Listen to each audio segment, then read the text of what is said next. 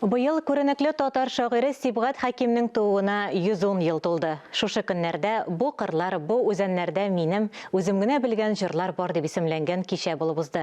Тулырак Фәннур Хәсәнов видеоязмасында. Бу кырлар, бу үзәннәрдә минем үзем генә белгән җырлар бар дип исемләнгән кичә Сибгат Хакимнең тууына 110 ел тулуга багышланды һәм ул яшь буында бик зур кызыксыну уятты.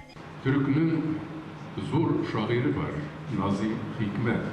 Ул әйтә: татар теле бөек шагыйрьләр теле.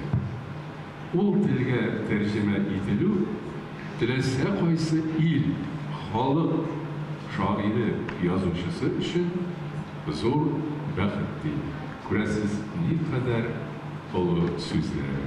Һәм инде бөек шагыйребез юл башында торган Колгалидән башлап шулай бит нинди генә зур исемнәр санап китә алабыз.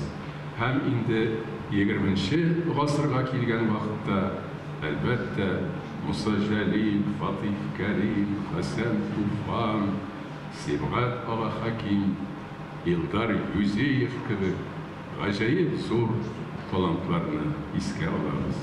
Сибгат Хаким шулар арасында шулай ук иң зурысы, талантлысы һәм ул үзе артыннан чыннан да якты шигъри учак калдырды. Күренекле шагыйрь, публицист, җәмәгать эшлеклесе Сибгат Хакимнең иҗат юлын әлбәттә иң беренче чиратта киләчәген укытучы профессиясенә, әдәбият, сәнгать юлына багышлаган кешеләр белән өйрәнү бик урынлыдыр. Бүгенге көндә бик шушындый татар поэзиясының 80-нче еллар татар шигъриятының бер классик йолдызының берсе булган Сибгат ага Хакимның иҗатына багышланган юбилей кичәсе әлбәттә студентлар тарафыннан үткәрелгән кичәләребезнең тагын берсе һәм ул беренче чиратта киләчәктә укытучы булырга хыялланган үзенең тормышын